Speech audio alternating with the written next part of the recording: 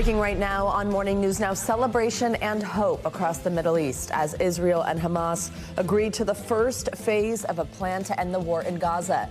President Trump receiving the news from Secretary of State Marco Rubio during a meeting with reporters and later speaking by phone to the families of Israeli hostages still in captivity. So the hostages will come back. They're all coming back on Monday. That call just a day after the families of hostages marched 2 years since the October 7th attacks. Now the president saying he may visit the Middle East this weekend as the deal is finalized. Our final negotiation, as you know, is with Hamas, and it seems to be going well. Peace for the Middle East, it's a beautiful phrase, and we hope it's going to come true. In Tel Aviv's Hostage Square, cautious optimism that the conflict could be coming to an end. It's such a good feeling, and I really hope it will happen. I mean, until it will not happen, it will not happen, but we are very excited. All this as the war rages on in Gaza, with Palestinian officials reporting dozens of people killed or injured in just the past 24 hours. Good morning. Thank you for starting your day with us. I'm Savannah Sellers. I'm Joe Fryer. We have a lot to get to this morning. In a moment, we'll chat about what this all means for the future of the Middle East with the host of Oh My World, Hagar Shamali. First, though, let's get to NBC News international correspondent Matt Bradley for more on this agreement and the reaction. Matt, good morning. First, what are the key components of this first phase of the deal, and what has been the reaction from Palestinians and also the hostage families? Well, what we're hearing now in Hostage Square, what's been christened Hostage Square for the past 2 years by Israelis, is an absolutely ecstatic atmosphere. You're seeing people dancing. You're seeing people dancing the hora, holding Israeli flags and American flags. There's an enormous amount of gratitude here for President Donald Trump, who's seen as the main shepherd for this deal. Now, this deal, you were asking, what are the components? Well, it's just the first phase, and it doesn't by any means cover the whole scope of Trump's 20-point plan. But this is consistent from what I've been hearing from people in leadership here in Israel with some of the past major breakthroughs in Middle East peace deals. The big, shiny parts come first, and the thorny, difficult negotiations are. Some of these deals don't often end up satisfying all of the parties. Even when straight out of the gate, you're still going to be seeing a lot of optimism like this. But what we've heard from both the Palestinians and from the Israelis is that this means that all of the hostages, alive and dead, will be released, probably shortly after the cabinet, which is set to approve this deal later on this evening. After that, we're going to start seeing aid flooding into the Gaza Strip. That's my understanding from people who are in the halls of power here in Israel. But other questions, whether or not Hamas will completely disarm, whether or not Hamas or even the Palestinian Authority, recognized worldwide as the voice of the Palestinian people, will have some sort of role in governance of Gaza going forward, all of that has yet to be even discussed in any serious way. But that doesn't bother folks here. This is a time for celebration. And even though there's a lot still to be done, there's a lot of celebrating to do. Guys. Matt, also in his post to Truth Social announcing this agreement yesterday, President Trump also said that Israel will, quote, withdraw their troops to an agreed upon line. I mean, that seems clearly to indicate that they will still have a military presence in the enclave. And overnight, the Israeli military instructed all of its forces to prepare strong defenses, we've learned. Has there been any type of pause in fighting since this agreement was announced? And what do we know about what those words from the president mean? That's hard to say. I mean, it looks as though there has been some slowing of the fighting, according to the Israelis. But according to Palestinian health officials, dozens more people have been killed in just the past 24 hours, including strikes as recently as this morning after all this news came out. And this is, again, consistent with Benjamin Netanyahu's constant refrain that he will engage in what he calls negotiations under fire. The fighting won't stop just because the diplomats are talking, and that's exactly what we're seeing now.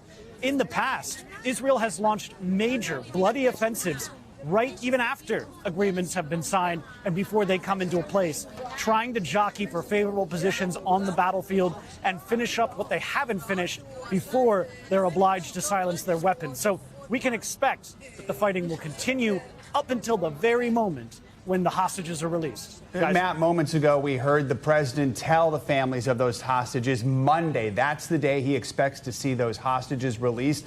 What's the latest? Do we believe that's the case? Tell us what's going to be happening here in the next few days.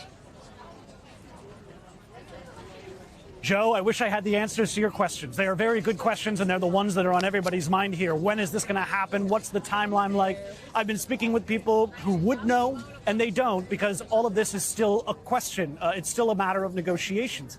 It all is going to depend on what happens in the next, really, 48 hours. Whether or not we see, I mean, it looks as though the cabinet is almost certainly going to vote here in Israel to approve Trump's 20-point plan, but there are all sorts of things that could get in the way. President Trump is going to be coming to the Middle East, or so he says he wants to. We're hearing that Steve Witkoff might be coming here as early as this evening to Israel to celebrate this victory.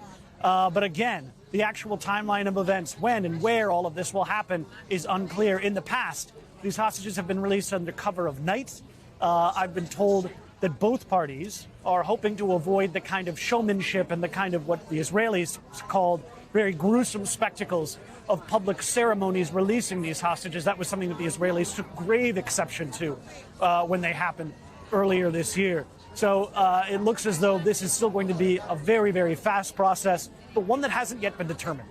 All right, Matt Bradley on the ground in Tel Aviv. Matt, thank you. For more on this, let's bring in the host of Oh My World on YouTube, Hagar Shamali. She's also the former spokesperson to the U.S. mission to the UN and the former NSC director for Syria and Lebanon. Hagar, good morning. Great to have you with us. First, we'd just love to know your initial thoughts when you heard a deal was reached.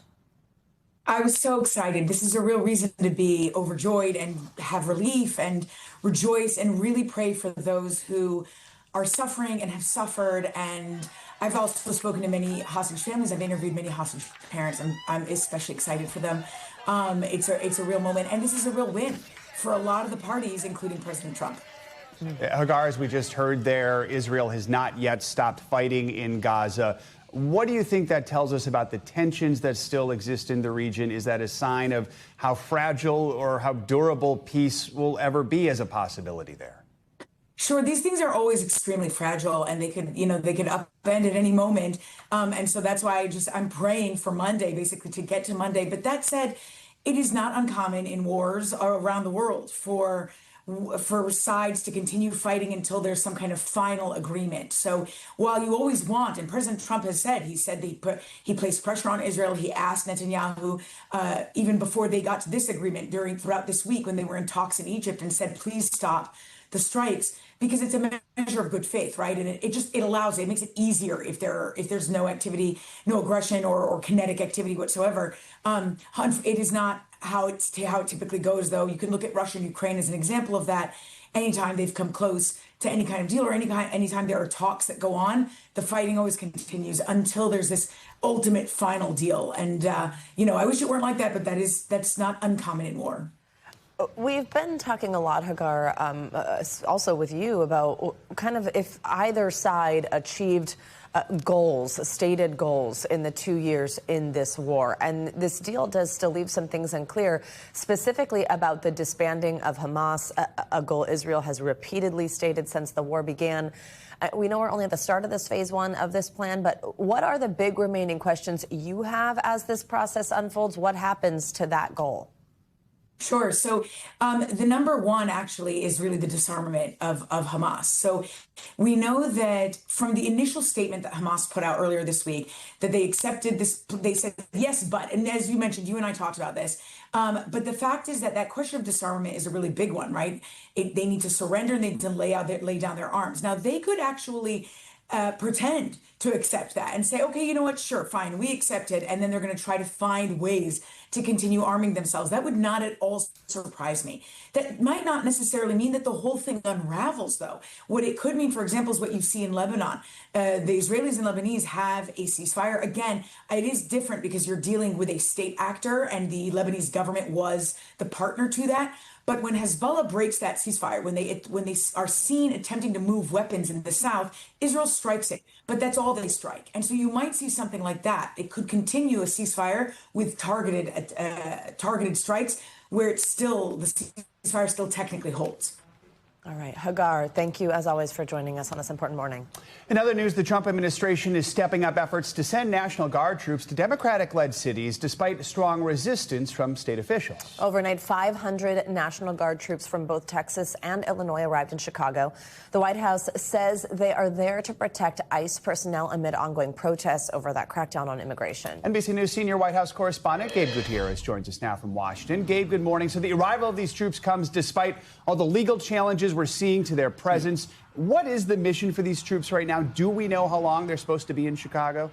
Well, Joe and Savannah, good morning. The Trump administration says the mission is to protect ICE, to protect federal agents and also federal property, federal buildings. And today there are set to be two crucial court hearings to decide whether the troop deployments to Chicago and to Portland, Oregon should be stopped. But as you mentioned, there are about 200 Texas National Guard troops that are being deployed at the moment to Chicago, some 300 from the Illinois National Guard. And last night, there were protests in the city of Chicago as these troop deployments got underway, Joe and Savannah. Gabe, this has all sparked this massive war of words between President Trump and Illinois Governor J.B. Pritzker that escalated again yesterday after the president said Pritzker should be in jail for failing to protect these ICE officers. What's the president referring to here, and how is Pritzker responding? Yeah, certainly that war of words is ramping up. And the president is apparently referencing this incident where an SUV rammed a vehicle full of ICE agents. Now, Chicago police deny that they were told to stand down in any way, but the president is referring to that incident. You see video of it there. And he posted yesterday that both the mayor of Chicago and the governor of Illinois should be in jail for this. I was in the room yesterday with the president during an event, and I asked him whether he had asked the DOJ to look into charges for both the mayor and the governor. Listen to what he said. I've seen the law, and when you have a group of people where the police call off the safety for ICE officials, I've understood that, and I've read it today in numerous journals, that that's illegal. He's a coward. He says a lot of things to the camera. He likes to pretend to be a tough guy. Come and get me. What kind of a country are we living in where the president of the United States is targeting his political opponents? He's demented, literally, unhinged.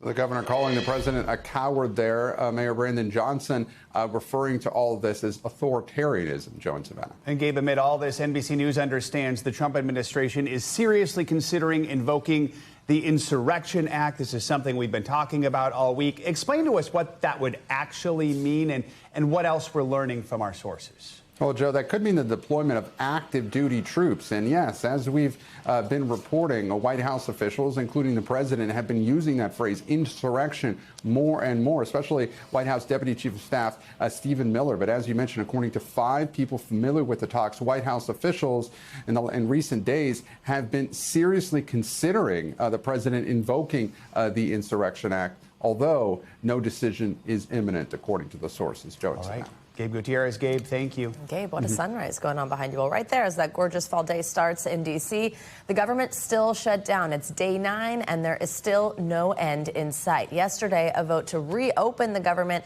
failed again in the Senate. That was for the 6th time. Democrats want to negotiate health care funding, but Republicans want leaders to approve a short-term spending plan first. Comes as the IRS furloughed more than 30,000 workers yesterday, which brought many of the agency's operations to a grinding halt. Despite delays, that October 15th deadline for Americans who got extensions on their 2024 taxes, well, that will still apply. NBC News Capitol Hill correspondent Melanie Zanona joins us now with the very latest. Mel, good morning. So nearly half of the IRS workforce is currently on this temporary unpaid leave. How does that ultimately impact taxpayers? Yeah, good morning, guys. This is a huge chunk of the IRS workforce, 46%. And the agency says now it's going to halt most administrative services, and it's also going to put a pause on many taxpayer services. So what Americans can expect is longer wait times, delays and changes to the tax code.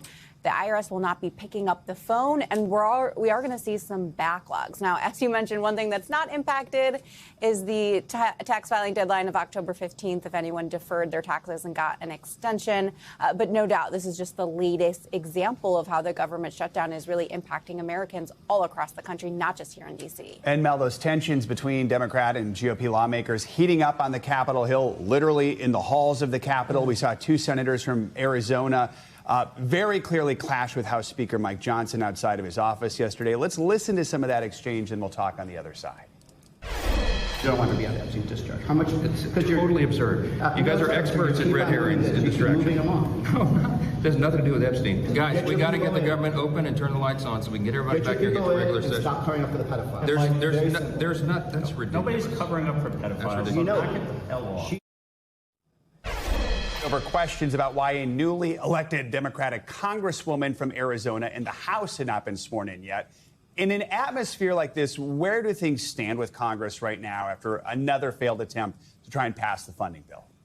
Yeah, it feels a little bit like Groundhog's Day on Capitol Hill. The Senate is going to vote once again today on that GOP stopgap spending bill. Now for a seventh time, it is expected to fail, and it's been the same three Senate Democrats voting for that bill, which is not enough to get it over the finish line. And meanwhile, the House isn't even here. And as you saw, the members who are here are getting into these really heated confrontations in the hallway. It wasn't just the one you played. There was a separate confrontation involving Republican Congressman Mike Lawler from New York confronting Hakeem Jeffries, the House Minority Leader, also from New York.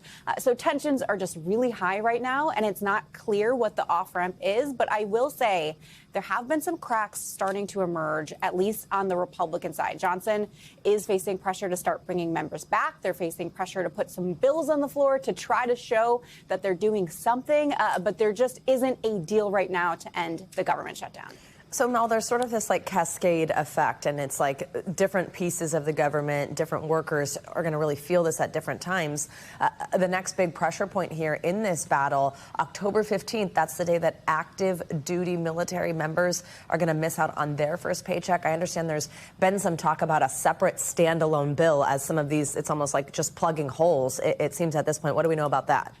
Yeah, that is one of those areas that I mentioned that Johnson is actually facing a lot of pressure. He's getting some of his own members, particularly some Republicans in swing districts, calling on them to bring the House back so that they can pass a bill to give pay to the troops. Initially, Johnson and John Thune, the Senate leader, seemed open to that idea, but then Johnson ruled it out yesterday.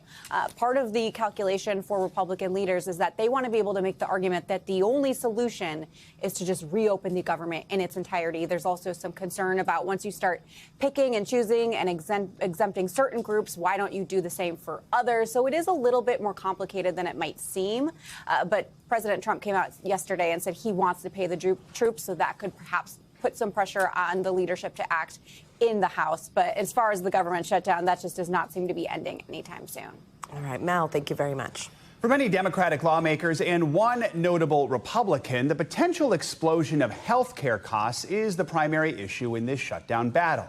Experts estimate that premiums for some families could jump by more than $3,000 a year if Congress lets subsidies expire for the Affordable Care Act before the end of the year. Democrats want a deal to extend them before voting to reopen the government. Well, now even Trump loyalist Marjorie Taylor Greene is pushing for action. NBC News senior business correspondent Christine Romans explains. My own family suffers from this situation, my friends and my neighbors. For Georgia Congresswoman Marjorie Taylor Greene, the conflict behind the government shutdown is personal. Typically a MAGA loyalist, she's broken with the GOP over concerns that her children's health care premiums will double next year. 2 out of the 3 have aged out of being on my insurance. And so you're seeing me being a mom who's frankly really pissed off at a lot of the failures that I think come from decades of both parties. She's getting at the core point Democrats have been making. ACA marketplace subsidies expire at the end of the year. Democrats want to negotiate extensions before they'll vote to reopen the government. As many as 22 million Americans could see their premiums spike by an average 114% without an extension of the subsidies put in place during the Biden administration. If they expire at the end of the year, what happens to your health insurance premiums? They will double, it looks like. Leanne Safford and her husband now pay $278 a month for their health care premiums through the Affordable Care Act marketplace. Their plight, common. According to one analysis, for an individual making $35,000 a year, the annual premium would jump by more than $1,500. A family of four making $75,000, their increase would be more than $3,300. What kind of ripple effect is that going to have in your life? We would need to budget for those changes. We would need to scale back. Our child is 13, so we may need to reassess when braces might be happening. For Leanne and millions of others, sticker shock is now setting in as notices come out this month outlining what next year's premiums will be. Christine Romans, NBC News, New York. Well, more than 4 months after a brazen jailbreak from a New Orleans jail, the last inmate who was still on the run is now back in custody. Authorities say Derek Groves was captured in Atlanta after a standoff with police. A SWAT team reportedly spent hours searching a house for Groves before finding him in a crawl space beneath the home. He was one of 10 inmates. I'm sure you remember this. They broke out of the Orleans Justice Center in May by removing a toilet and crawling through a hole in the wall.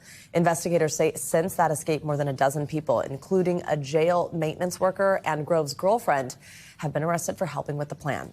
On Wednesday, authorities announced the arrest of a man who's accused of starting the deadly Palisades fire in Los Angeles earlier this year. It was one of the most destructive fires in California history. 12 people were killed and thousands of structures were destroyed. Well, now police have arrested a 29-year-old man in Florida. He's charged with arson and accused of maliciously starting the fire. We get the latest from NBC News correspondent Liz Kreutz. 9 months and 1 day since the start of the Palisades fire, federal authorities arresting 29-year-old Jonathan Rendernecht, charging him with arson for allegedly setting the deadly blaze. We will prove beyond a reasonable doubt that he intentionally started this fire. And maliciously. After what officials describe as a painstaking months-long investigation, authorities now determining the Palisades fire stemmed from the Lockman fire, which they say Rendernecht started during the early hours of New Year's Day. And it smoldered underground for about a week until on January 7th, heavy winds caused this underground fire to surface and spread above ground, causing what became known as the Palisades fire. According to the criminal complaint, Rendernecht was driving for Uber on New Year's Eve. His last two passengers allegedly described him as appearing agitated and angry. After his last ride ended at 11:34 p.m. in the Pacific Palisades, authorities say he then drove alone to the nearby Skull Rock trailhead and hiked up the trail. About 30 minutes later, right around here is where investigators say the fire started, likely from a lighter. They say Rendernecht then tried calling 911 multiple times but couldn't get through, possibly because of cell signal. Investigators not yet revealing an alleged motive, but pointing to these chilling AI images he asked ChatGPT to create. The defendant's ChatGPT prompt of a dystopian painting showing in part a burning forest and a crowd fleeing from it. Fire victims reacting outraged. It is mind-boggling to think that somebody would actually think about burning down a city. I want him to know that, how much people are suffering, how much suffering he caused. Our thanks to Liz Kreutz for that report. The Palisades fire was just one of 6 major fires that tore through Southern California back in January. In all, nearly 7,000 structures were destroyed by the fire, most of them homes. Rendernecht is set to appear for a detention hearing in Florida later today. Let's turn now to weather. There is a stronger Easter approaching for many of us here on the East Coast. Meteorologist Amelia Draper has your morning news now forecast. Amelia, good morning.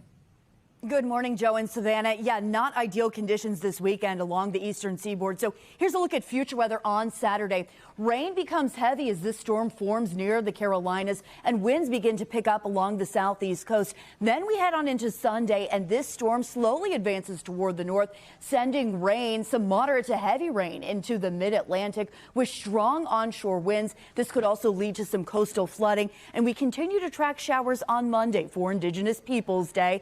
We'll see this rain continuing to impact areas like New York and Nantucket on Monday with cool and breezy conditions from Virginia to Maine. When we look at the wind gusts from the storm, winds gusting along the coast up to 50, even 60 miles an hour in locations from Virginia Beach to Ocean City, Maryland, even up through Montauk and Nantucket as well. The good news, is there is any, is some needed rain from this storm system falling. We're talking about locally 3 to 5 inches in areas like Cape Hatteras, Norfolk, Ocean City and Atlantic City, all the way into Washington, D.C. and Richmond. The United States Drought Monitor has many of these locations anywhere from abnormally dry into a moderate drought. Then we head out to the southeast, where we're tracking a significant threat for some flooding there. This includes areas like Phoenix, Flagstaff, and Durango. You can see projected rainfall totals here anywhere from about 1 to 3 inches as we track Tropical Storm Priscilla. Right now, this storm is located 270 miles west of the southern tip of Baja California. Maximum winds currently coming in at 50 miles an hour as it moves towards the northwest at about 8 miles an hour. So here's the latest track with this over the next few days. Tropical moisture will enhance rainfall in the southeast. That's going to lead to an elevated flood risk from many storms falling in areas like Tucson and Albuquerque as well. And then as we continue to track the storm with future weather, we have flood alerts. These flood alerts are in effect for 6 million people with many locations under a flood watch. This includes areas like Cedar City down to Phoenix out towards the Yuma area. Meanwhile, we're also tracking some really cool temperatures in the mid-Atlantic and the Northeast. This morning, we have a fall chill that's persisting through Friday with temperatures only around 66 for a high in areas like Washington, D.C. Meanwhile, in the middle part of the country, it's a great day out there tomorrow. And then we're talking about that tropical rain again in the southeast with flooding likely on Saturday. Savannah and Joe.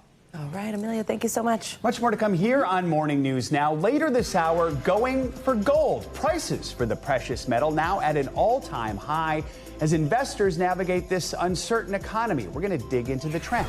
Got developing news this morning out of Vietnam, where torrential rains have set off deadly flooding in several provinces. NBC News international correspondent Molly Hunter joins us now with our world news in 60 seconds. Hey, Molly, good morning. Savannah, Joe, good morning to you. That's right. We will start in Vietnam. In the aftermath of Typhoon Matmo, there has been widespread flooding in the north of the country. We've seen pictures of flooded streets, submerged houses, numerous landslides, too. And according to Vietnamese state media, more than 4,800 homes were damaged and at least 8 people were killed. Now, moving here to the UK, we're learning new details about the man who carried out that deadly attack outside a synagogue in Manchester last week. Police have now said that during the initial stages of the attack, the attacker phoned police claiming to pledge allegiance to the, quote, so-called Islamic State. A reminder that attack killed 2 Jewish men on Yom Kippur, the holiest day in Judaism.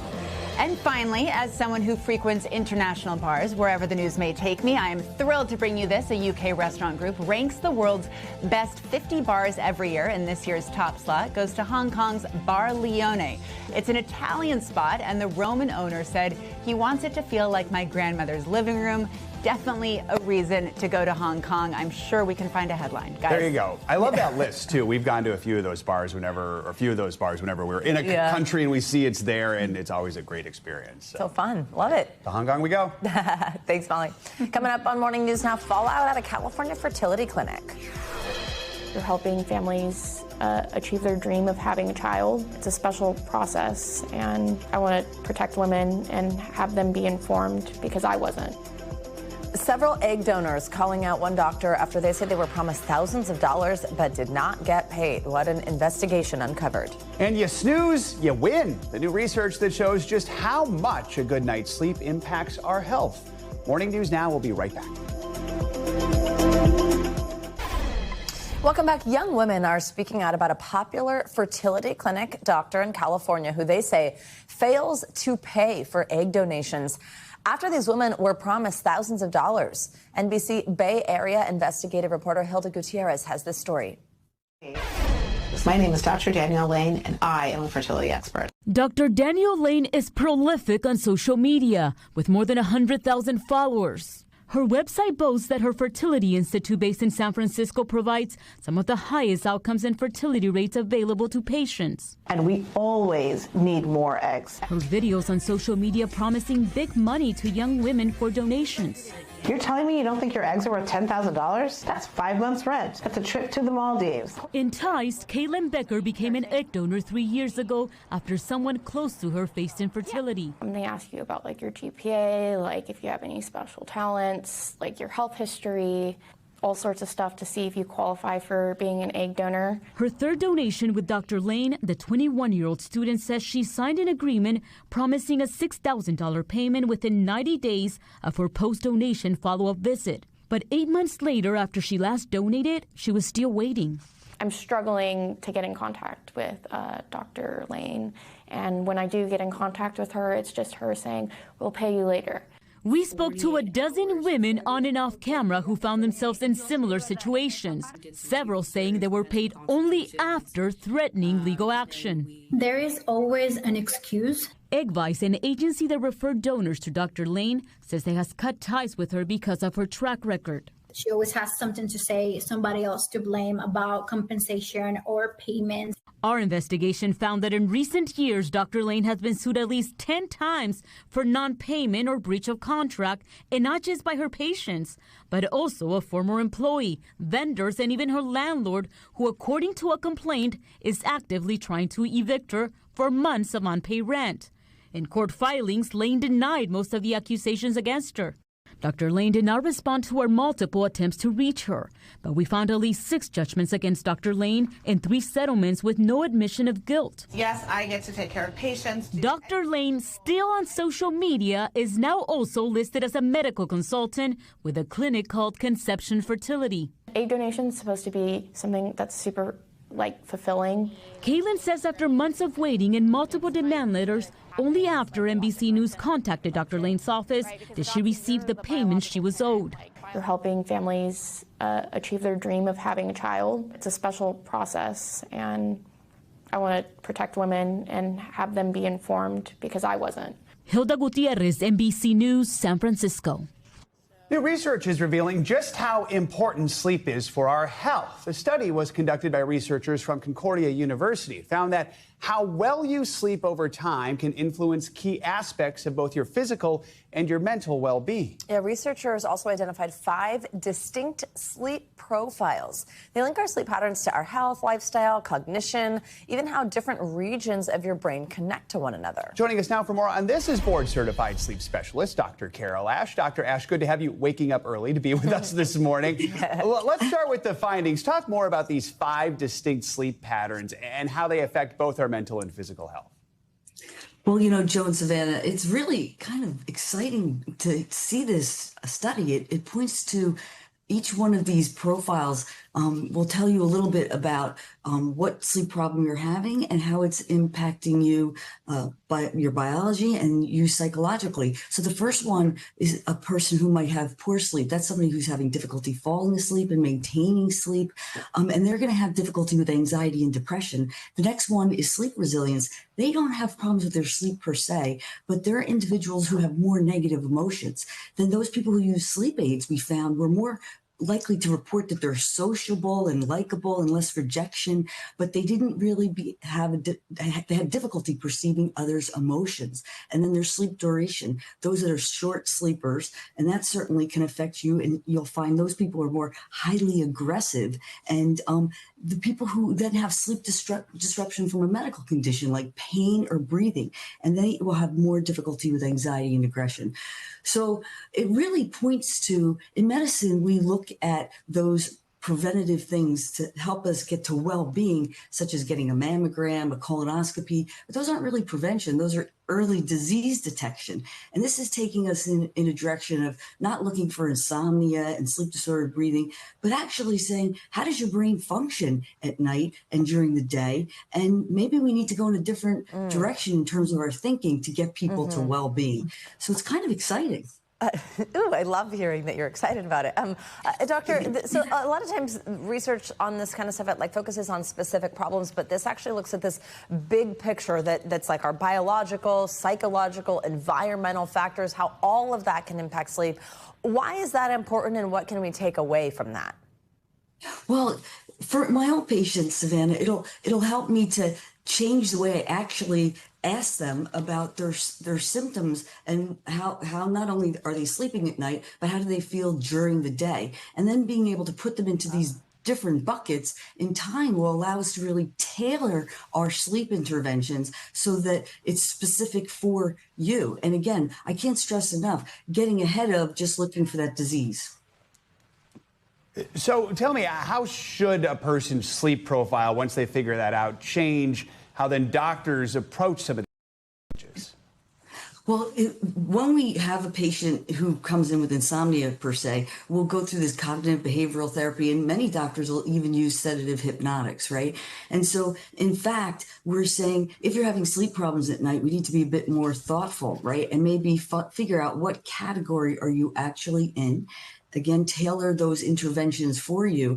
And this really speaks to how important sleep really is for your biology, your psychology, and really your social interactions. And it's important that we recognize that and start with the basics, right? You hear us say all the time, keep a regular schedule. You want the quiet, dark room, calm environment, and a really thing that we're coming up with now, breakfast before and exercise the day before, 10 minutes, and eating a breakfast high in complex carbs and limited sugars is going to help you overall in your well-being, and hopefully will help us target so that you don't get to one of these 5 sleep profiles and start to have difficulty with your well-being and your health. We know that this will lead to cardiovascular disease, diabetes, obesity, again, all the things we're trying to prevent.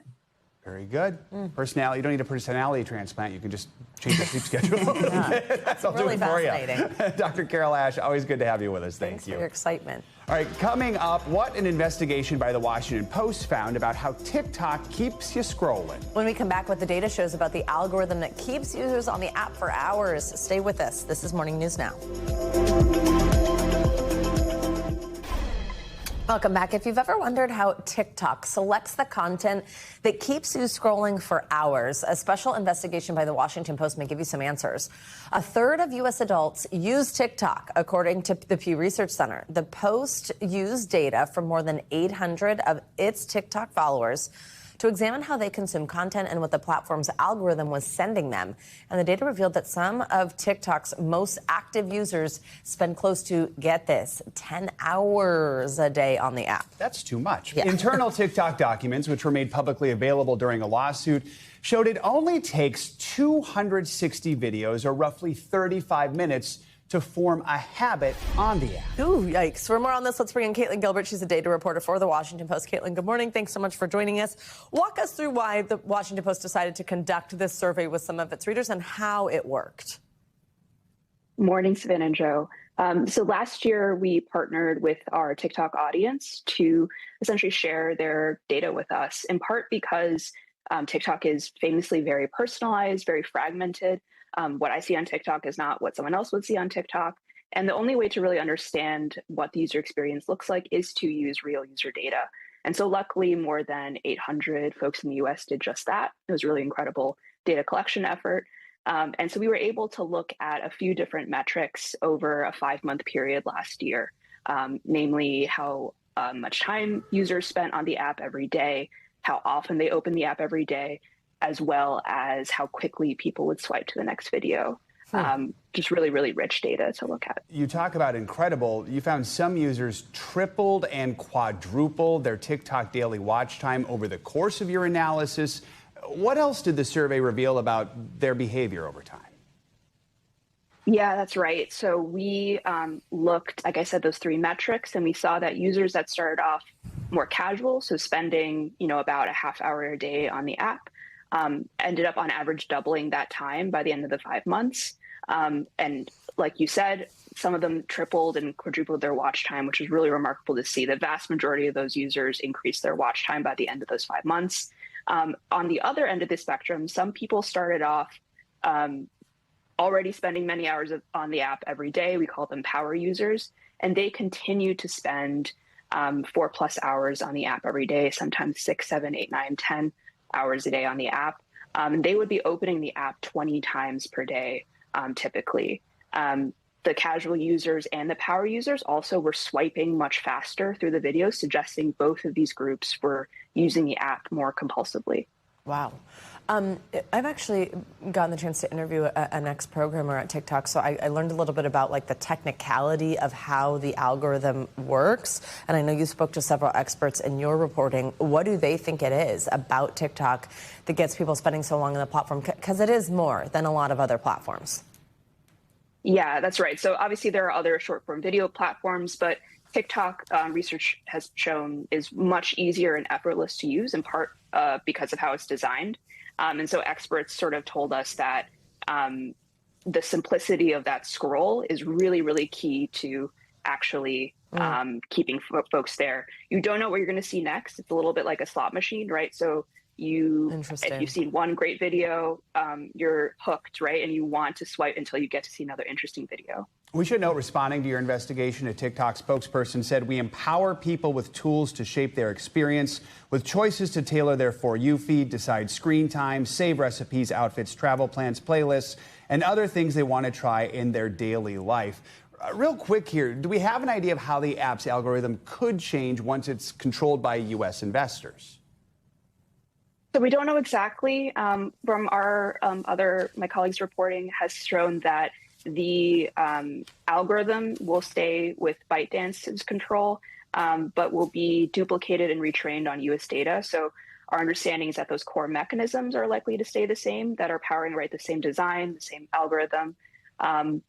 But, the experts I talked to reiterated time and time again that users, while it might seem like they have control, actually the app is engaging them rather than the user engaging the app. Really, the only thing you can do is swipe to control what you see next. Wow, that's a really good way to put it. Also, a lot of questions, fuzzy details there about if that retraining can and will happen. Caitlin Gilbert, thank you so much for joining us this morning. We appreciate your time. Thanks for having me. Gold prices are hitting an all-time high, surpassing $4,000 an ounce for the first time. So why are investors still pouring some of their money into this classic safe haven? NBC News correspondent Stephen Romo has the answers behind gold's record-breaking run. Gold just keeps breaking its own records. I love gold! It seems more and more people feel the same way, as the precious metal is now worth more than $4,000 an ounce for the first time ever. This morning, gold is up another 1.3%. Compared to this time last year, surging more than 50%. Remember those Costco gold bars flying off the shelves? When they started selling them, a 1-ounce bar went for around $2,000. Now you'll have to cough over more than double that just 2 years later. Gold spiking its value to record highs. We've been covering this rise all year. So, are we seeing a modern-day gold rush? For a long time, the established wisdom was that gold goes up when there's a weak economy or a threat of recession. Since that gold keeps on shining even during global turmoil, it's considered a safe haven. Just look at these recent peaks in price in 2008, 2012, and 2020, all tumultuous times.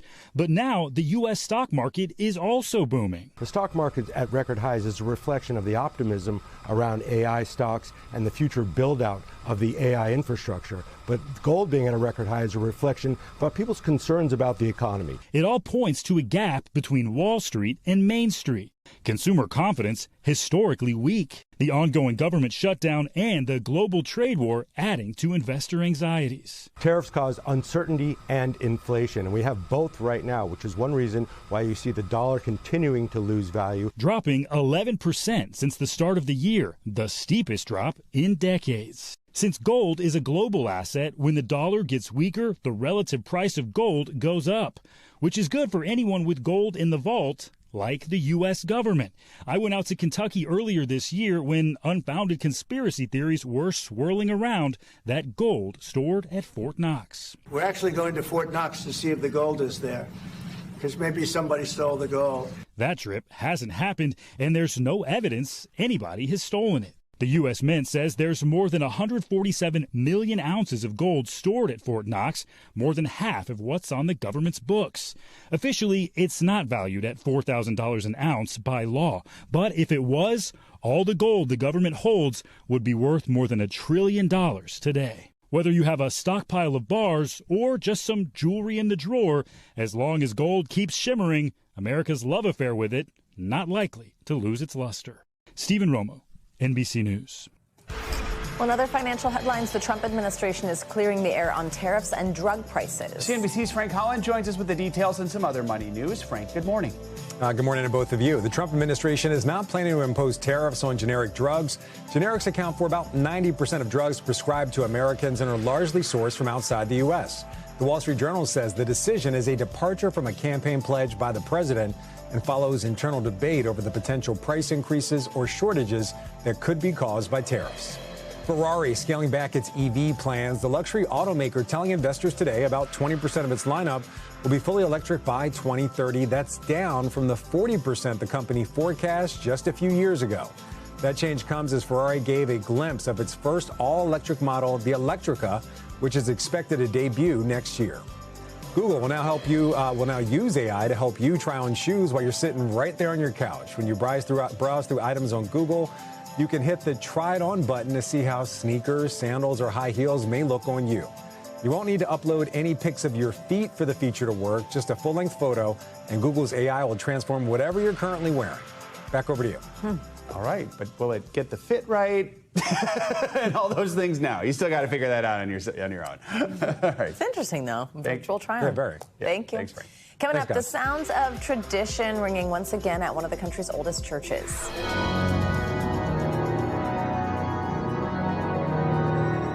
When we come back, the brand new custom-made organ at a historic church here in Manhattan. This is Morning News Now.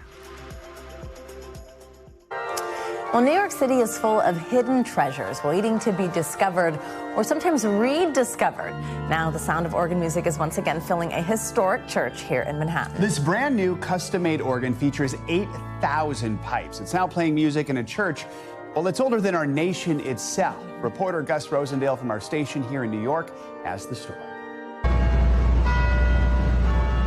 Trinity Church in Lower Manhattan on Broadway, a place of worship and history for more than 300 years. Alexander Hamilton is buried here, and now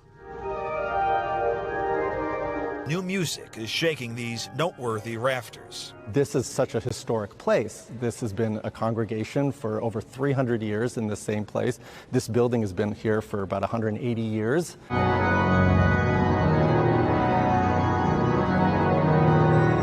This is the first organ in the church's history to be built from scratch, replacing one in service since 1923.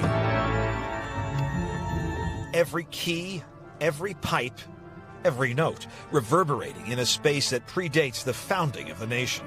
And it's really quite amazing to think that this area has remained in some ways untouched throughout the entire history of the city of New York. This has been a multi-year, multi-million-dollar project. Building a new organ inside took a decade. The old one needing to be replaced, not just because of old age, but also because of some damage it received from dust during 9/11. A reported $17 million worth of investment, allowing a single pair of hands and feet to unleash an orchestra's worth of harmony. The organ is the sonic representation of the building. The organ needs the building in order to reverberate.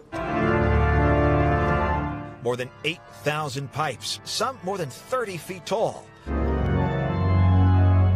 But like all the notes, they all come together for a singular experience. Just that people can come in here and contemplate their own thoughts or contemplate things that are bigger than themselves. It's really quite extraordinary, especially in a city this big. Our thanks to Gus Rosendale for that story. How gorgeous. I'd have to clear out a Sunday to check that out. No kidding. That's going to do it for this hour of Morning News Now. Stay with us, though. The news continues right now. Developing right now on Morning News Now, cautious celebrations across the Middle East this morning. President Trump taking to Truth Social overnight, announcing what he calls the first phase of a plan to end Israel's war in Gaza. Israel's Benjamin Netanyahu calling the New Deal a great day for Israel ahead of a vote on the plan later this morning by his country's government. But questions do still remain over Israel's military presence in the embattled enclave and the future of the Palestinian people. We are digging into the fine print in just a moment. Good morning. Thanks so much for being with us this Thursday. I'm Savannah Sellers. I'm Joe Fryer. Let's get right to NBC News Chief International Correspondent Richard Engel, who's in Tel Aviv with the latest. Richard, good morning. The process is now underway to implement President Trump's peace plan to end one of the bloodiest wars anywhere in decades. Here in Tel Aviv, in what has long been known as Hostage Square, a place that has been sad and mournful, now this is the mood. celebrations, and appreciation. In Egypt this morning, Israel and Hamas committed to President Trump's plan to end the war in Gaza. And now, relief and celebrations in Gaza and in Israel. This was the moment when President Trump told the families of Israeli hostages over the phone that their loved ones would be coming home. The hostages will come back. They're all coming back on Monday. Diplomacy moved quickly over the last 24 hours. Yesterday afternoon, Secretary of State Marco Rubio interrupted President Trump at a White House event. I was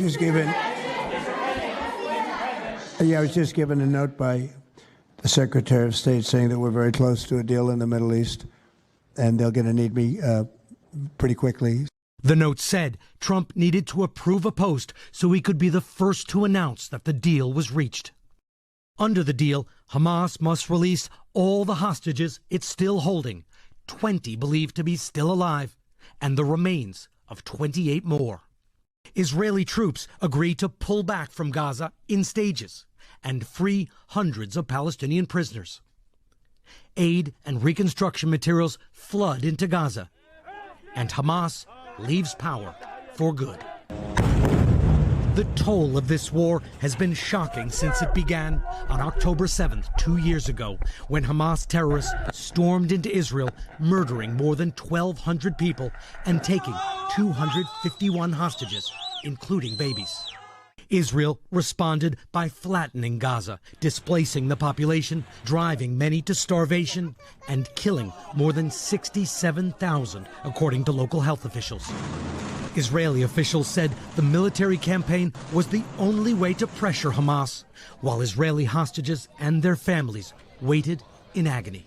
Now, perhaps this dark page in history is turning. President Trump is expected to visit this region soon, and he has been invited by Israeli Prime Minister Netanyahu to speak in front of Israel's parliament, the Knesset. All right, Richard, thank you. For more on this, let's bring in Shibli Telhami. He's the Anwar Sadat Professor for Peace and Development at the University of Maryland and a senior fellow at the Brookings Institution. Shibli, good morning. Good to have you with us. Just first of all, what are your initial thoughts on this first phase of a deal? Well, this is good news. The end of the carnage, release of hostages, likely release of hundreds of Palestinian prisoners. All this is great. The world has been waiting for it.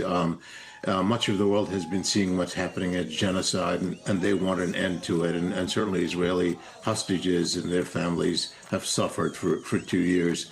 The problem, of course, is the next morning. So we don't even know about phase one. What has been agreed is phase one in principle. Hopefully it'll end the fighting. It'll end this carnage, and the hostages will be released. But in the next morning, reality sets in. We don't know how far the Israelis are going to withdraw, even in phase one, whether they agreed to fully withdraw from Gaza or not, which is a demand by the Palestinians.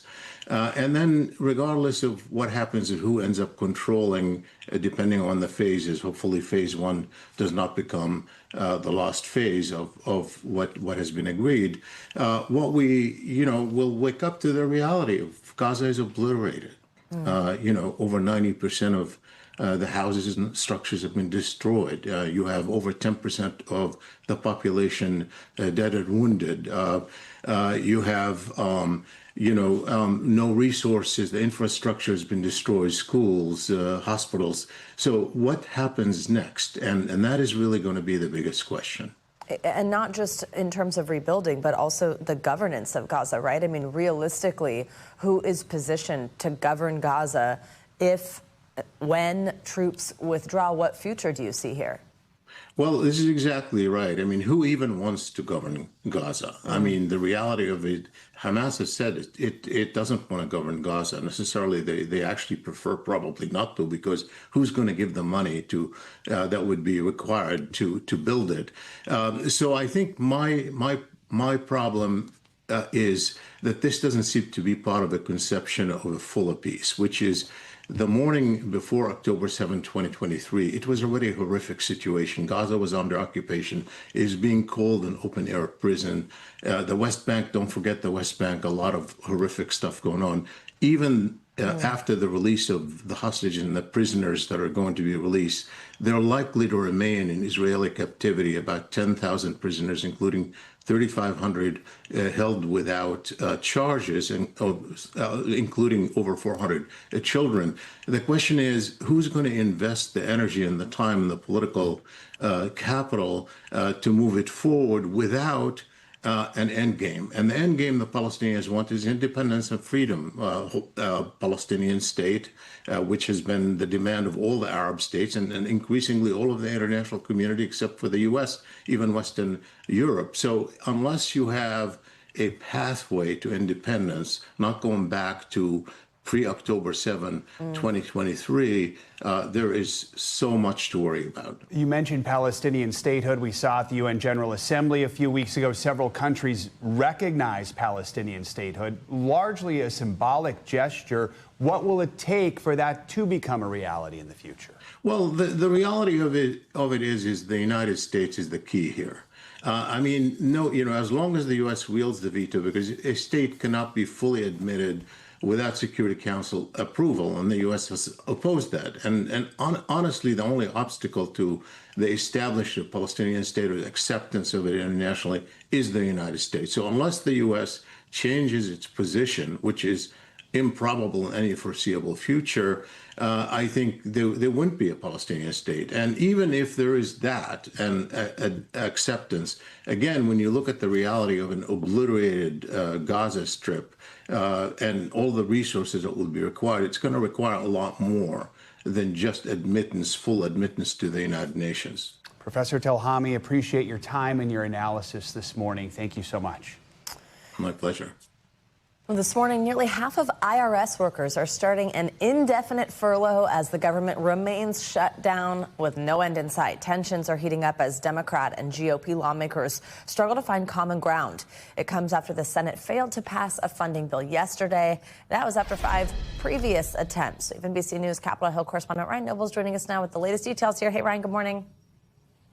Savannah, the news really isn't too good here on Capitol Hill. It seems in many ways that the name-calling and finger-pointing is on the rise, while the deal-making and consensus building is nowhere to be found.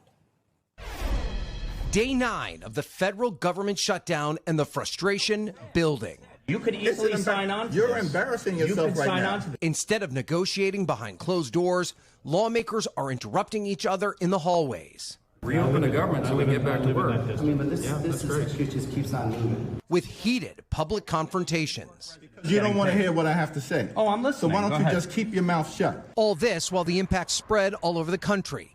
The IRS announcing it would furlough close to half of its workforce as its operation grinds to a halt.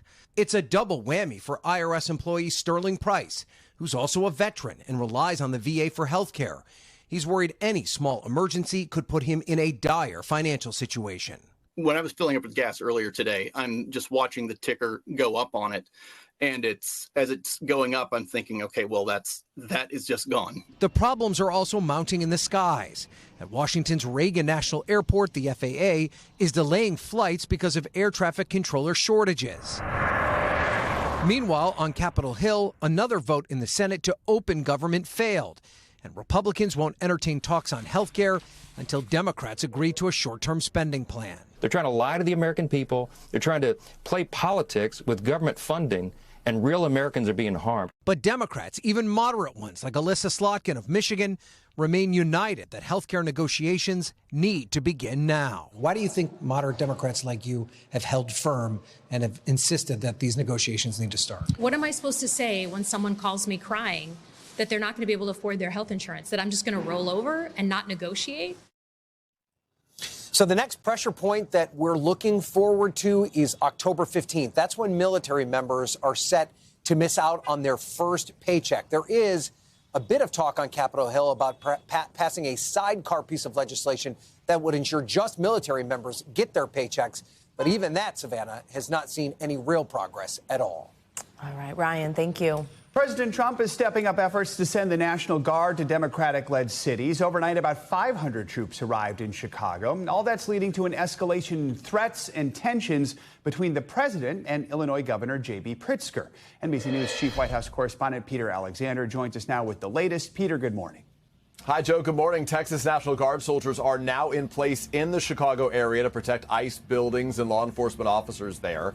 U.S. military officials making that announcement overnight. The deployment being forced on Chicago against the wishes of its leaders, and it comes ahead of two crucial hearings today where federal judges will decide whether the mobilization of troops in Chicago and in Portland, Oregon should be stopped. This morning, the Texas National Guard are on duty in the Chicago area, marking their first mission since arriving in Illinois earlier this week over the objections of city and state leaders there.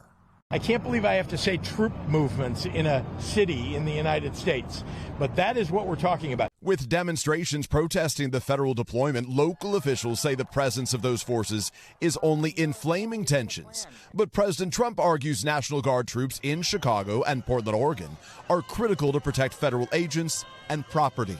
Everything we're doing is very lawful. What they're doing is not lawful. Some tense encounters caught on camera. What are your guys' names? This right here. Like Border Patrol agents near Chicago confronting a protest organizer recording their operations. Well, I suggest you stop following us, all right? Otherwise, we're going to arrest you for impeding your audit. I'm not impeding anything. We're letting you know this is the first warning and last warning. This morning, NBC News also learning White House officials are having increasingly serious discussions about President Trump invoking the Insurrection Act, which would allow deployment of active duty troops, according to 5 people with knowledge of the talks.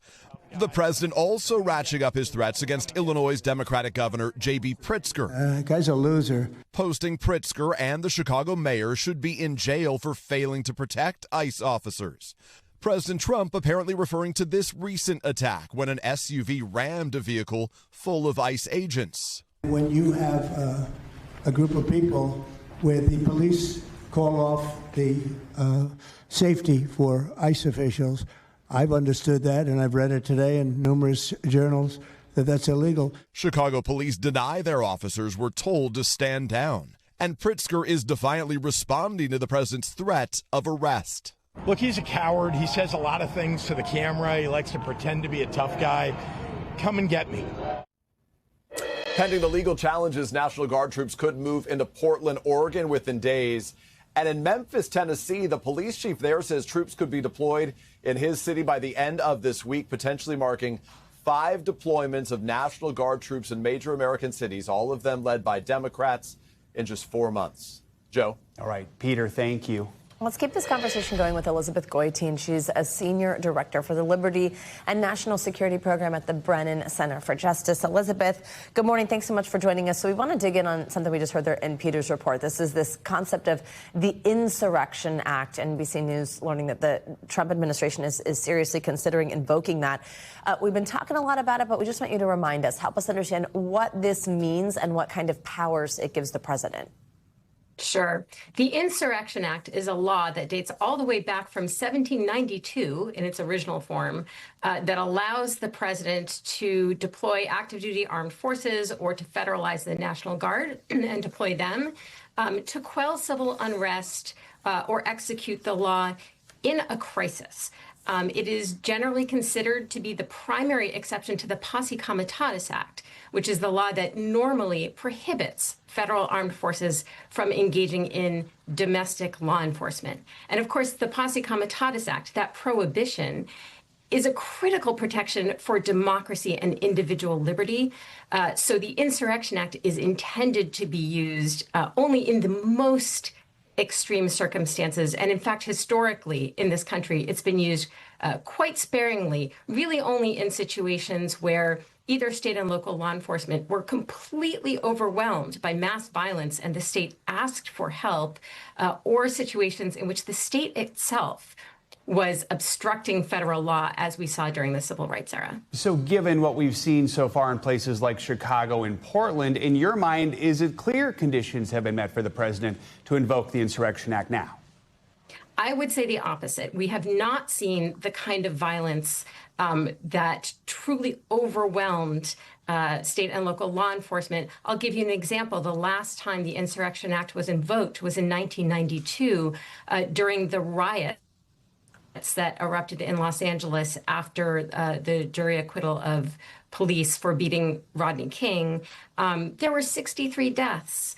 and $1 billion worth of damage resulting from those riots. And the governor came to the federal government and said, we need help from the military. We're not seeing anything like that in Los Angeles, in Portland, in Illinois, certainly not in Memphis or DC. So what President Trump is threatening to do, and frankly, what he's already done, is just wildly out of step with the intent of the laws that he's using and the ways in which they have been used.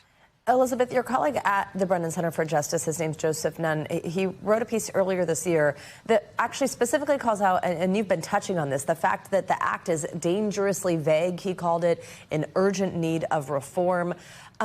Do you agree with that it does seem like there's this broad interpretation, but also can it even be reformed?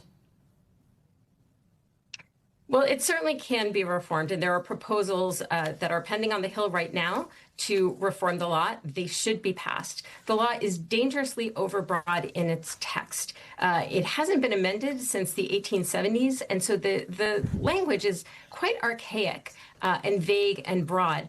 However, it's important to know that the Department of Justice has long interpreted the law consistent with the Constitution and tradition, and has said that the Constitution and tradition limit the law. So even though on its face the law appears to be quite broad in terms of prior practice and in terms of the legal interpretations by the Department of Justice, it really can only be used in these very extreme circumstances. So if the Insurrection Act is put into place, do you see this as something that could be an issue that ends up before the Supreme Court? And given what we know about this current conservative court, what do you think could happen?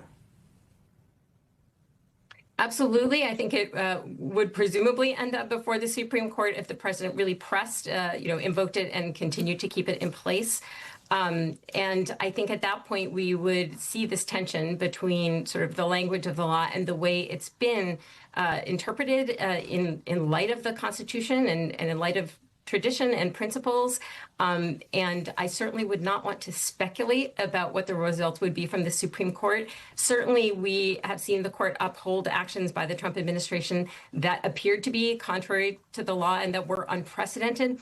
On the other hand, we've seen the court step in when the president has misused emergency powers. And the example that I'll give is the Alien Enemies Act that the president misused essentially to deport Venezuelans without due process to a notorious prison in El Salvador. And the Supreme Court stepped in twice, first time unanimously and second time 7-2, to limit the president's ability to deport these people under the Alien Enemies Act. So I don't think there is a foregone conclusion here at all, but I think it would be probably one of the most important cases the Supreme Court has ever heard.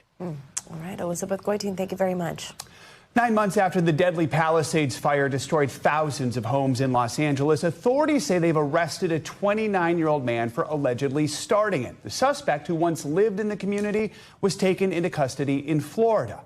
NBC News correspondent Liz Kreutz has the latest on this investigation. Liz, good morning. Hi, Joe. Good morning. Yeah, after a painstaking months-long investigation, authorities say the fire that tore through here started from an earlier fire that had not fully been put out. And they say the person that started that fire was that 29-year-old man who that night was driving for Uber. And they say his passengers that night described him as being agitated and angry. And while authorities have not yet revealed a motive, they say it does appear he had a fixation with fire.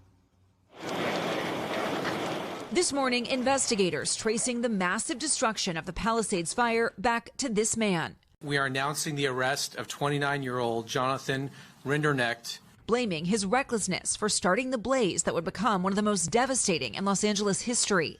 We will prove beyond a reasonable doubt that he intentionally started this fire and maliciously. The Justice Department announcing the arson charge after Rinderknecht was arrested near his home in Florida. He's expected in an Orlando court later this morning. According to the criminal complaint, authorities say Rinderknecht was driving for Uber this past New Year's Eve when, after his final drop-off just after 11:30 in the Pacific Palisades, he drove alone to a nearby trailhead and allegedly set a brush fire.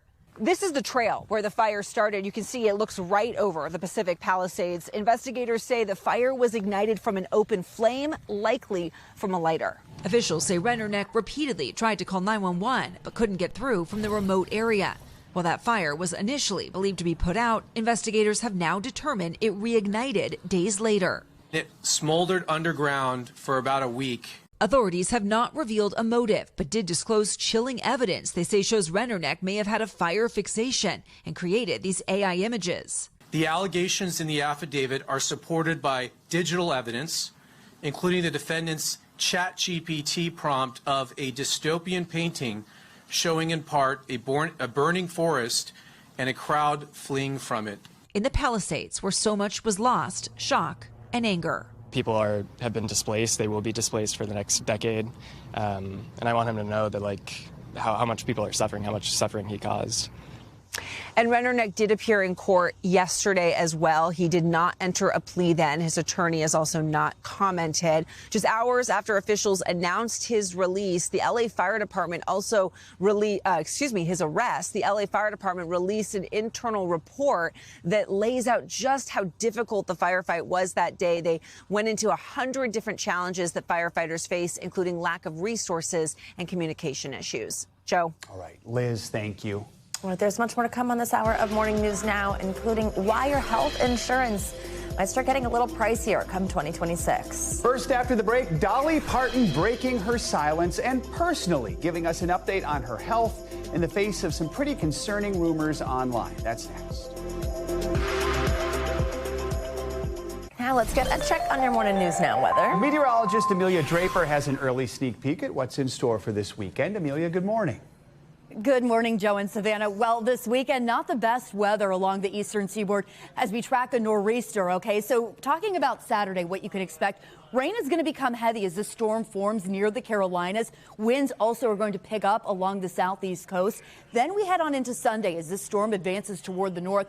We start to see moderate to heavy rain into parts of the mid-Atlantic with strong onshore winds. These strong winds will lead to coastal flooding, especially because this is a nor'easter. So you get the winds out of the northeast, battering our local beaches as we head on into Monday. We're still tracking showers for the long holiday weekend. Showers will continue slowly spinning offshore. It's cool and breezy conditions from Virginia to Maine. When we talk about the winds, look at these potential wind gusts. Winds gusting up to 50, even 60 miles an hour in areas like Virginia Beach, Wildwood, up to areas like Montauk. The rain from this storm going to be impressive, but kind of good news because we need rain in these areas. The United States Drought Monitor has a lot of these areas like Norfolk, Atlantic City, and New York, abnormally dry to even moderate drought conditions there, but locally 3 inches is possible. Washington, D.C. picking up potentially 1 to 2 inches of some much needed rain. Also tracking the potential for some significant flooding into parts of the southeast. We're talking about record amounts of rain for areas like Tucson, Flagstaff, and Durango, Colorado, with 1 to 3 inches in many locations, even some higher amounts. That heavy rain fueled by Tropical Storm Priscilla right now, which is nearly 300 miles west of the southern tip of Baja California. Winds currently at 50 miles an hour as it moves towards the northwest at 8 miles an hour. So as we look at the next few days in the southeast, tropical moisture again will enhance rainfall with an elevated flood risk from many storms, something we will continue to track. Meanwhile, waking up this morning to chilly temperatures here in the mid-Atlantic and northeast. We'll send it back to you guys. All right, thanks, Amelia.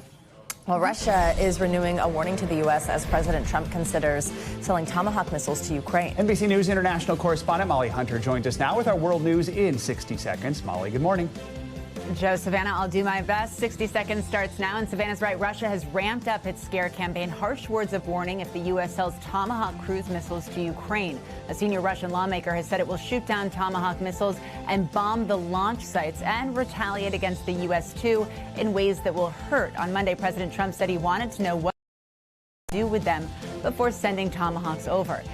Now to Japan, where there have been a couple very rare bear attacks. Officials say that yesterday, an agitated bear roamed the aisles of a grocery store and injured 2 men, frightening everyone else who was in there. In a separate incident, a bear races up to a woman. You can see this in CCTV. She's clearly terrified and starts screaming. Now, wild bears have been spotted more recently due to factors including declining human population and climate change. And finally, look at these pictures. A rare bloom in a Chilean desert has transformed one of the world's most barren places in the world into a stunning show of fuchsia-colored wildflowers. It's the driest non-polar desert on Earth, averaging around 0.08 inches of rainfall a year. And this was the color this week after unusual downpours soaked the foothills. How very, very beautiful, guys. That is downright magical right there. Awesome. I know. How beautiful. Thank you for showing us that, Molly. Coming up, a pretty unusual message coming straight from the Hallmark Channel ahead of the Christmas season. When we come back, the holiday hoax that's got some of its top actors speaking out over the dangers of AI in Hollywood. Stay with us.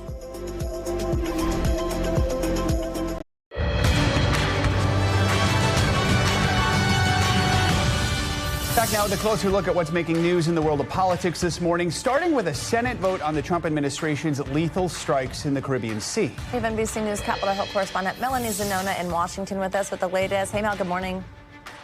Yeah, good morning, guys. We begin with a failed bill in the Senate. And no, I'm not talking about a bill to reopen the government.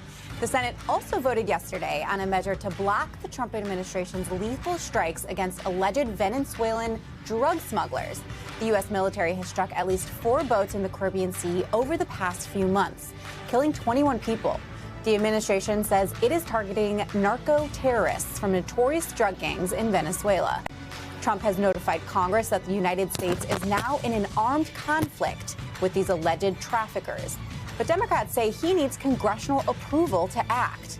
The Senate ultimately rejected a measure to restrict further military actions in Venezuela, but the effort did pick up some bipartisan support, with 2 Republicans voting for it.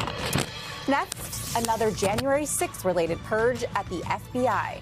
The agency has fired 3 special agents who worked on former special counsel Jack Smith's probe of President Trump, according to our colleagues at NBC News. The firings came after it was disclosed that in 2023, the FBI obtained phone toll records of 8 U.S. senators as part of the Bureau's investigation into the attack on the Capitol. Some Republicans, including Josh Hawley of Missouri, have falsely said that toll records mean the FBI tapped senators' phones. And finally, candidates in the New Jersey governor's race squared off for one last time. Democrat Mikey Sherrill and Republican Jack Ciattarelli clashed last night during their final debate before the election, with each candidate telling the other, "Shame on you." The tense debate underscores how personal the race has become, with just a few weeks until voters head to the polls. Both parties view the New Jersey contest as competitive, and they are watching this year's governor races in both New Jersey and Virginia for early signs of how voters are reacting to the Trump presidency. And that's what's making news in politics this morning. Joe and Savannah. All right, Mel, thank you so much. Well, we are a little more than a week out from the Hallmark Channel's highly anticipated countdown to Christmas. Yep, in mid-October. And some of the stars of your favorite holiday movies are taking to social media.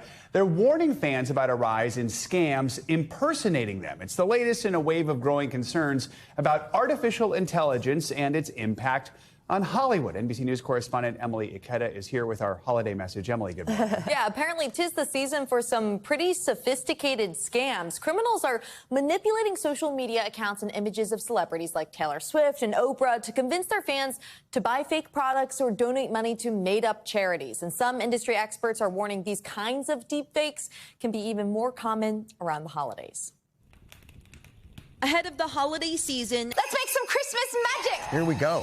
And the Hallmark Channel's robust rollout of feel-good films. My job to decide who's been naughty Or nice. Some of the network's most recognizable faces are offering this warning. There's a growing industry-wide problem across social media. Fake accounts are impersonating actors, reaching out to fans directly with misleading messages. The stars of Hallmark hits like 3 Wise Men and a Baby and The Christmas House reminding viewers they will never contact fans personally for financial help, donations, or to meet up. If you receive a message like this, it's a scam. It's something fans have noticed on social media. But the amount of fake Tyler Hines accounts, that's insane. And celebs have warned about on their personal pages. After General Hospital star Cameron Matheson lost his home in the devastating Los Angeles wildfires, he posted, "Please do not donate to a GoFundMe page using my images, my face, my name. We are not asking for money. Somebody is using the images and the videos that I posted to try to get money for themselves. Reported celebrity impersonation scams have exploded by 46% over the past year, according to the Better Business Bureau, with con artists increasingly using artificial intelligence to manipulate real audio and images of a person into something new and fake.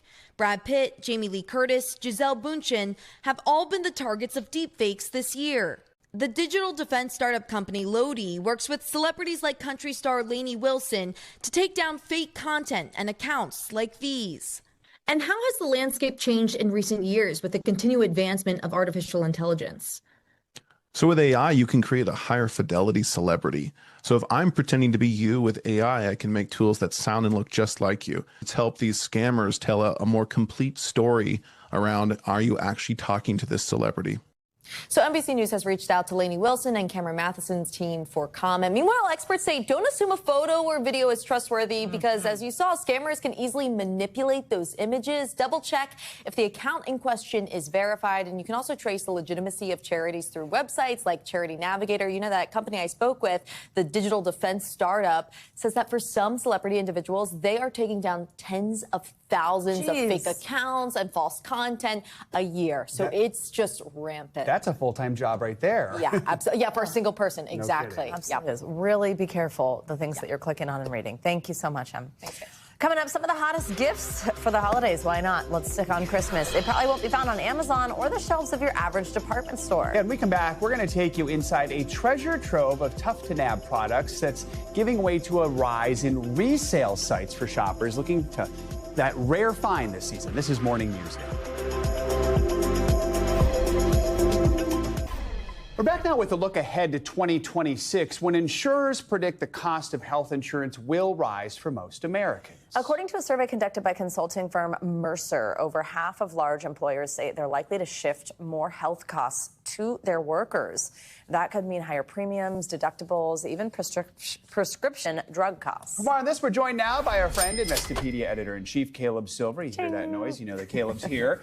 Let's start off, obviously the government shutdown, certainly for Democrats, so much of it centers around Obamacare. The subsidies there that people have been getting for years are set to expire at the end of the year. Explain to us what's happening, what that will mean for people who've relied on the Affordable Care Act. Yeah, this is the Affordable Care Act regulated premiums, and this is a tax credit that the Biden administration put in place back in 2021. It actually moved a lot of people on to the Affordable Care Act marketplace where they could get cheaper insurance. Those tax credits are right here in the balance in the government shutdown. The Democrats will not budge on letting those expire. Republicans are set to let those expire. If they expire, we're talking about an 18% increase on those premiums for families. We're talking about 23 million people or so who rely on that. So that's already probably going to lift prices, in addition to the 9% that Mercer was talking about that insurers are going to raise prices or shift the burden onto employers who are then going to shift the burden onto us. And let's talk about that. What do these numbers look like? I mean, how much more expensive could this get? Yeah, if you're talking about a family of four making the median income of $90,000 a year,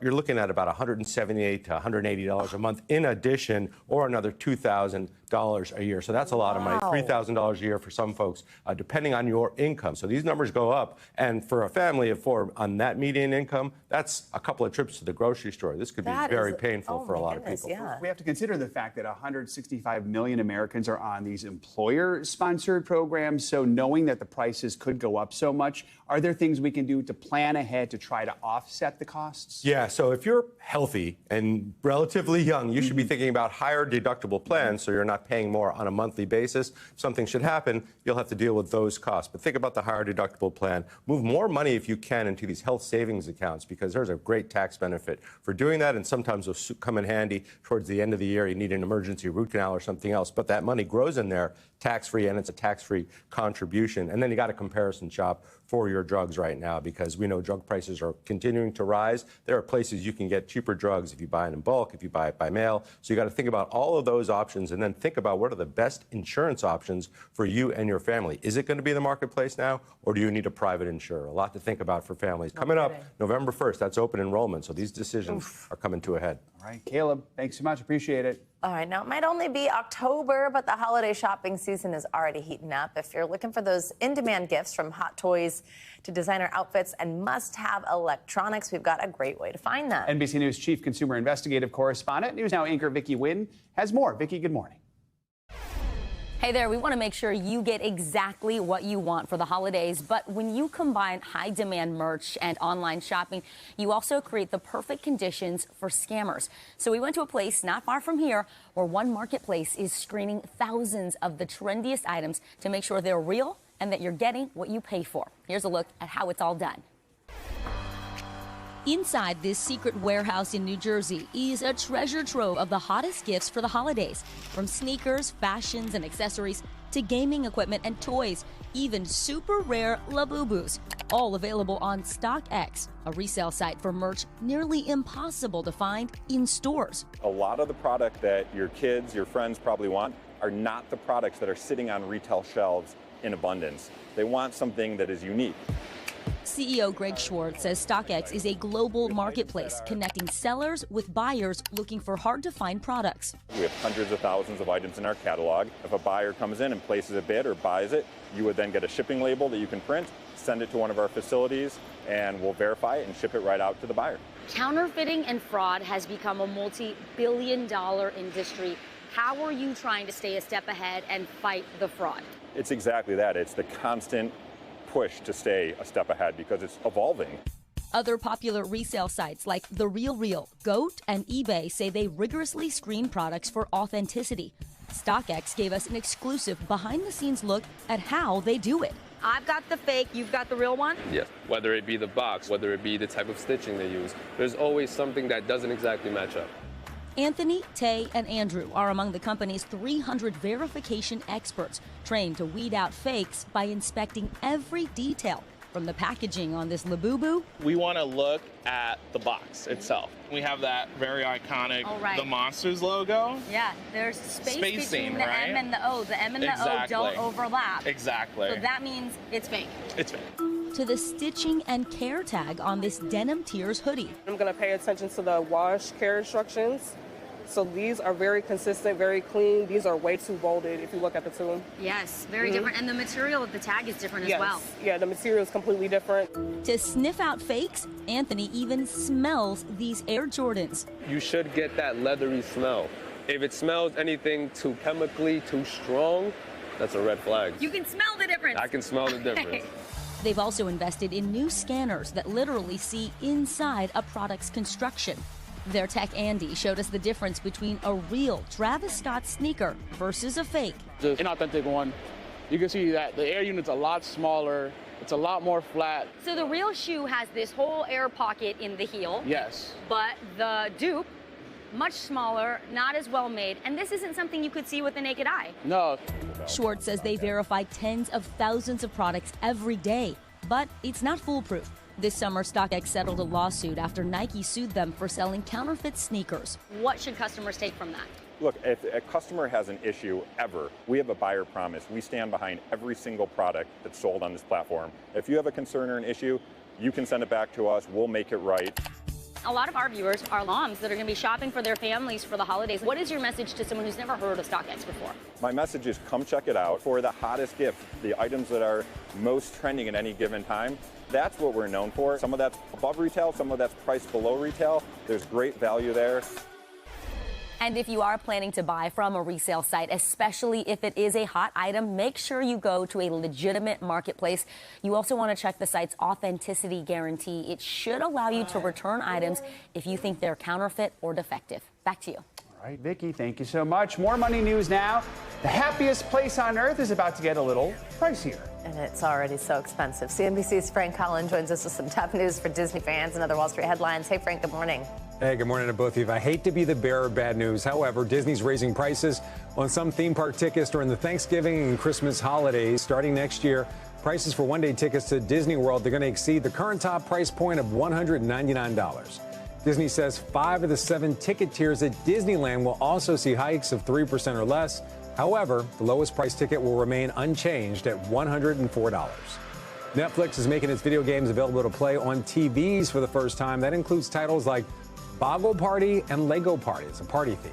The games can be played in groups with subscribers using their phones as controllers. Netflix has committed to games as a big part of its future, identifying specific categories as top priorities, including games for kids and games for parties.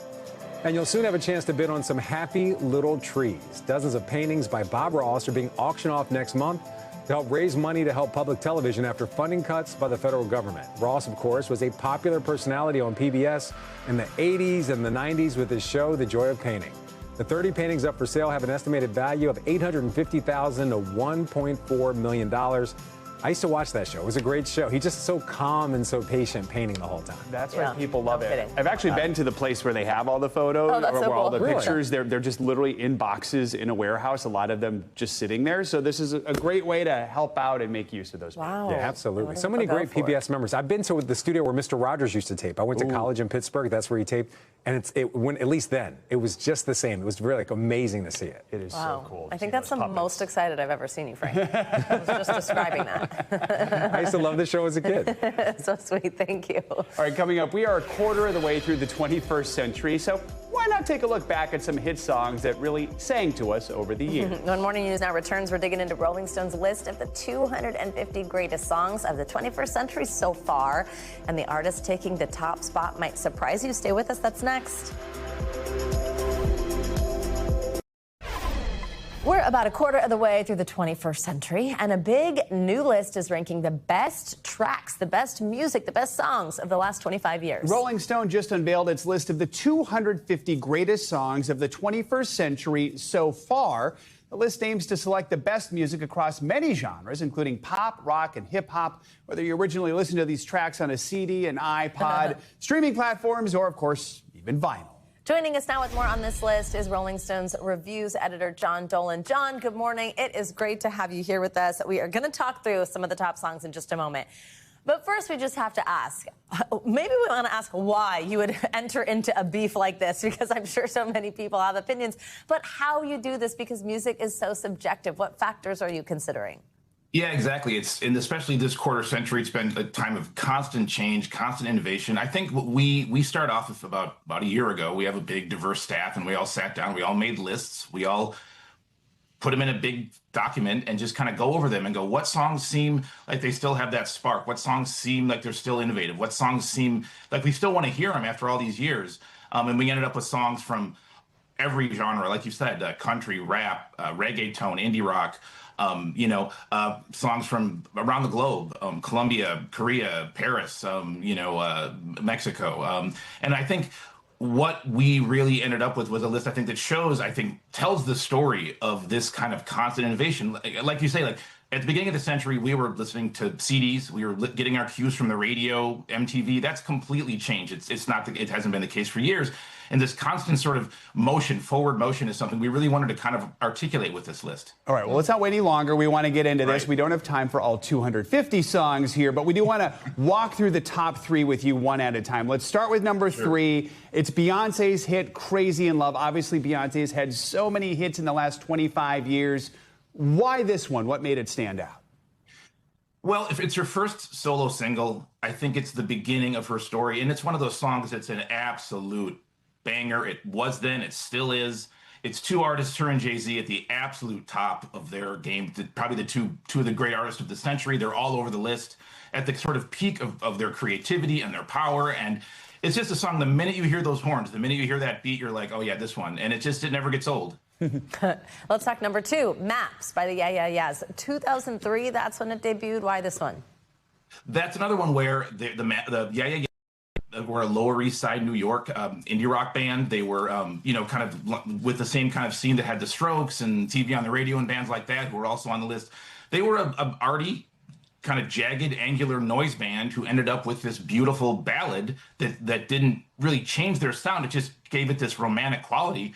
It's one of the great sort of breakup songs. It's just one of the most sort of beautiful sort of moments in music this century. And also, that's another one that's had this big resonance, talking about Beyonce. She interpolated that song in a song. It's just one of those songs that really kind of is transcendent, and it transcends its scene and its genre in a fun way. All right, here we go. Top spot. It goes to Missy Elliott's, then Missy Misdemeanor Elliott's Get Your Freak On. That came out nearly 25 years ago. I'm sure you've heard a variety of opinions from folks about whether this was a good choice. Tell us why you went with this one for number one. That's one that as we were looking at these songs, it was when I'm talking about songs that still had that kind of spark and that sort of sense of discovery and newness. It still had it 25 years later. If you think about music in the 90s and the 80s, you had rap over here, you had R&B over here, you had pop over here, you had dance music over here. This song fused them all in this incredibly adventurous sound that, how it didn't seem like the thing that would be a hit, but it was a huge hit. It was hitting the club, it was on the radio. It's still just one of those songs that just kind of still really rips when you play it. And I think she is just an artist that would have been hard to kind of imagine in terms of her style and look maybe a few years earlier, who just absolutely occupied and dominated the center of pop music for a little while with the stuff she was doing with Timbaland. It was so forward looking, it was so innovative, it was so fun, and it still is.